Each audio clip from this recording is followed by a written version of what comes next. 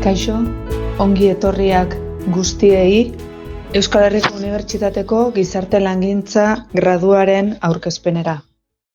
Lehenik eta behin eta lehenengo diapositiba honetan ikusi daitekeen bezala, ikusiko dugu zergatik ikasi gizarte langintza, non egiten duten lan gizarte langileak, nolakoa den titulazioaren antolaketa orokorra, eta gero detaile batzuk mugikortasuna eta etorkizunean ikasketa jarraitzeko aukera dagoela ere kontuan izango dugu. Hasteagatik pixka baten gerturatzen gizarte langintza gradura, esan genezake gizarte langintzak norbanako talde eta komunitateekin lan egiten duela. Ingurua behatuz eta gizarte arazoak azaleratuz, bizi baldintzen eta gizarte bizikidetzaren aldaketan parte hartuz, eta autonomia eta justizia pertsonal eta soziala areagotuz. Lehenik eta behin, horrelako gradu batera hurbiltzen diren pertsonak euren buruei galdetu behar ditena zera da. Ba al dut gizarte gaiekiko kontzientzia eta sentiberatasunik, edo errealitate horiekiko pertsona kritikoa al naiz. Askotan, ikasle bezala sartzen diren pertsonak aurrez ere boluntariotza egin dute zenbait kolektiborekin. Non egiten duten lan gizarte langileak. Alde batetik egin dezakete zuzeneko esku hartzean edo zeharkako esku hartzea. Zuzeneko esku hartzean informatzen, aholkatzen eta pertsonei bideratzen, laguntza eskaintzen noski, sustenean, populazioa indartuz, aurre ikuspena ere kontutan hartzen dute, hau da prebentzioan lan egiten dute, heziketan, gizarte abilezietan, eta baita ere bitartekaritzan, epaitegietan eta abar. Eta bestalde, zeharkako esku hartzea ere egiten dute kudeaketa orokorrean, laguntzak tramitatuz adibidez, edo koordinazioan profesionalekin, zerbitzu ezberdinekin, plangintza eta proiektuen diseinuan, ebaluaketan, proiektuetan eta esku hartze proiektuetan ere, eta gainbegiraketan. Beste alde batetik, konkretuki, esan dezakegu esparru publikoan eta esparru pribatuan lan egiten dutela. Esparru publikoan, administrazio publikoan, Foru Aldundi, Eusko Jaurlaritza eta udaletan, oinarrizko gizarte zerbitzuetan, larrialdietan, etxez etxeko laguntzan, eta baita Aldundietan dauden gizarte zerbitzu berezietan, emakume, haurra, mendekotasun egoeran daudenekin, etorkinekin eta abar. Osasun arloan ere, eta baita ere justizian, epaitegietan, espetxetan eta abar. Bestalde, esparru pribatuan, eraskotako elkarteetan eta noski gobernuz kanpoko erakundetan. Laneratzea, esan behar dugu azken urtetan, enplegu tasa eta enplegu kalitatearen adierazle egonkorrak dituztela, eta ikasitako arloan lan egiten dutenen kopuruaren igoera somatu dela, eta baita ere soldata hobekuntzak. Titulazioaren antolaketa orokorrari dagokiola, hemen aurrean daukagun taula honetan ikusi daitekeen bezala, goian kurtsoak ditugu, lehenengoa, bigarrena, hirugarrena eta laugarrena, eta beko partean guztira zenbat kreditu egin behar diren kurtsoka. Eta tartean, irakasgaien izaeraren araberako antolaketa bat. Adibidez, jakintza adarreko oinarrizko irakasgaiak, hau da, gizarte langintzarekin zuzenean harremana duten irakasgaiak, guztira dituzte 54 kreditu, ECTS. Kontutan izan da, ECTS bakoitza dela 10 ordu. 10 ordu klase. Beste jakintza adar batzuetako oinarrizko irakasgaiak, nahitaezko irakasgaiak, hautazko irakasgai batzuk ere badaude, 3. mailatik aurrera, kanpoko praktikak pisu handia dute, 32 krediturekin, eta gradu amaierako lanak ere 10 kreditu izango lituzke. Guztira, 4 kurtsotan 240 kreditu egin beharko dituzte.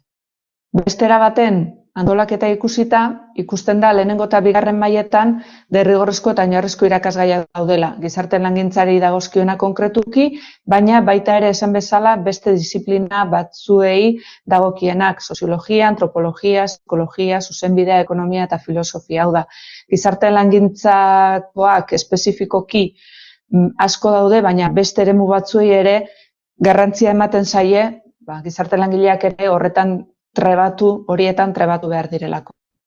Hirugarren mailan hasiko liratezke hautazkoak, hautazkotasuna hasten da, bi minor edo espezializazio ezberdinak dituzte, eta bertan gehien interesatzen zaizkien irakasgaiak aukeratzen dituzte. Eta azkenik laugarren mailan derrigorrezko irakasgaiak daude, hautazkoak ere, baina kanpo praktikak oso inportanteak dira. Hau da, ikaslea bakarrik astelehenetan etortzen dira klasera eta asteartetik ostiralera beraien kanpo praktika egingo duten lekuan daude praktikak egiten, asteartetik ostiralera betetzeko 320 ordu horiek, hau da, kurtso guztian zehar egin behar dituzten ordu guzti horiek. Praktikak, esan bezala, laugarren mailan dira, eta gizarte langintzan arloko zerbitzuak eskaintzen dituzten lekuetan egiten dituzte praktika horiek. Bertan, badute tutore bat, gizarte langilea dena, eta gure zentroan, hau da, irakasle bat ere badago tutoretzan, ikasle horiek tutorizatzen lan hori praktika eremuan egin behar duten memoria bat aurrera eramateko. Hala ere, esan beharra dago ere, ikasturte guztietan irakasgai praktiko bat dagoela.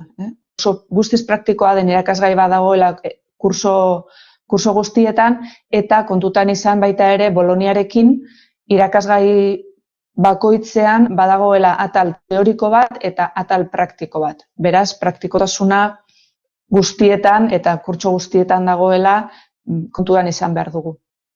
Irakasgaietaz gehiago jakiteko zabalduko dugu orain geure webgunea, esan behar dugu webgunea dela beti eguneratuta eduki behar dugun tresna bat, eta beraz da kurtsoei, notiziei eta fakultateari buruzko notiziak jakiteko iturri nagusia.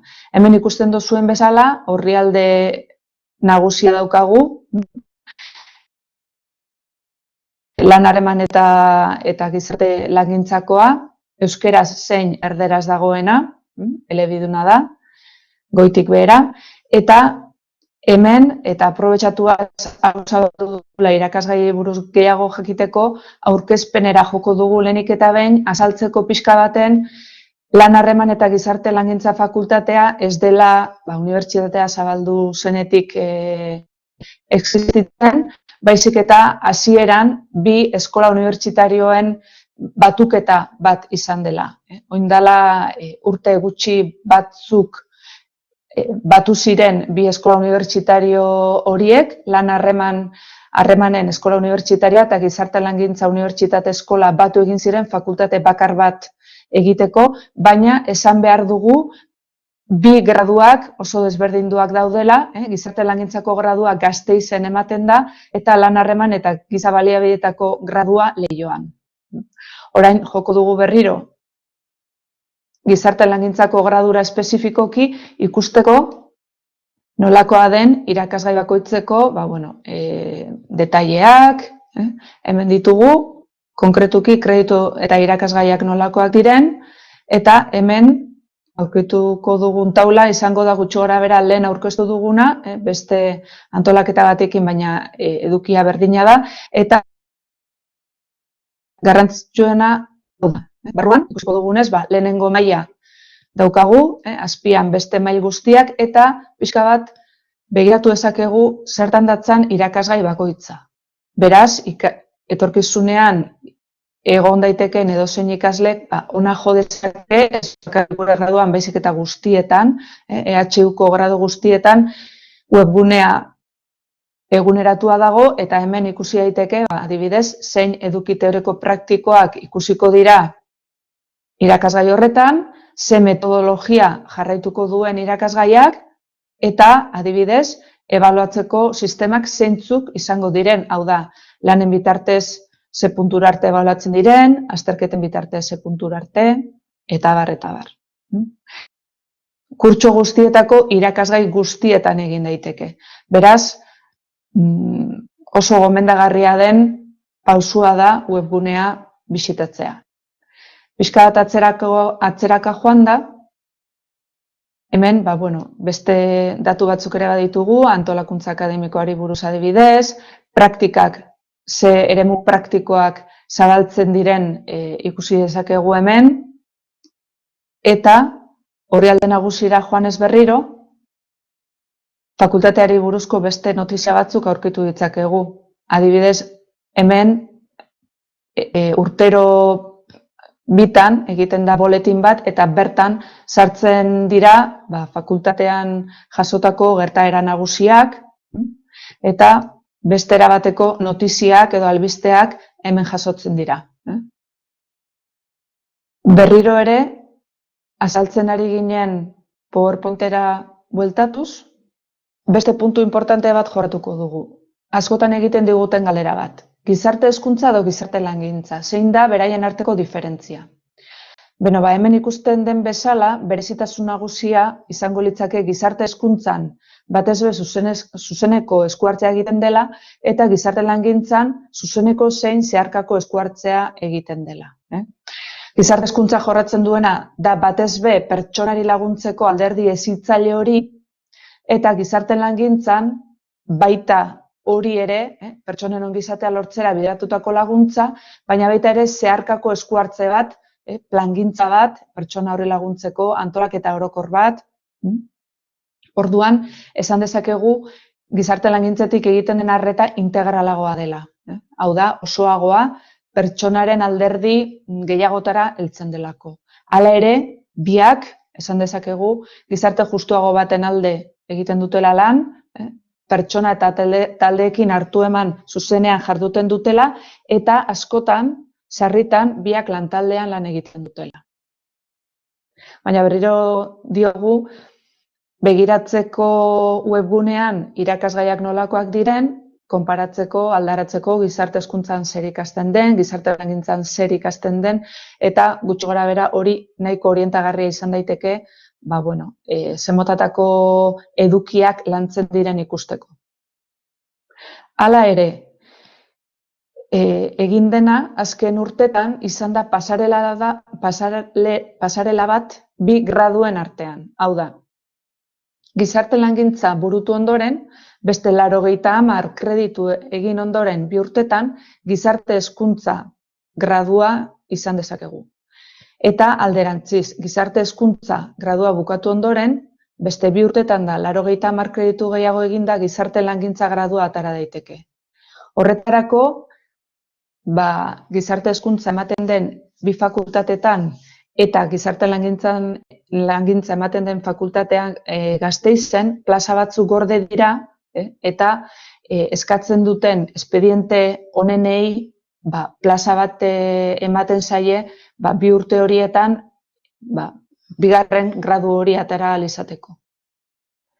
Bestalde, mugikortasunari dagokiola, egia esan, gero eta jende gehiago animatzen da horrelakoak egiteko, eta programa desberdinak daude. Erasmus, adibidez, Europa mailako mugikortasuna egiteko, SIKU-SNK, Espainia mailakoa egiteko, eta baita Amerika Latina edo Latinoamerikara joateko, eta beste norako batzuk ere badaude. Eta azkenik, beste aukera bat izan daiteke garapeneko lankidetza praktikak egiteko, normalki Latinoamerikara joaten dira gure ikasleak.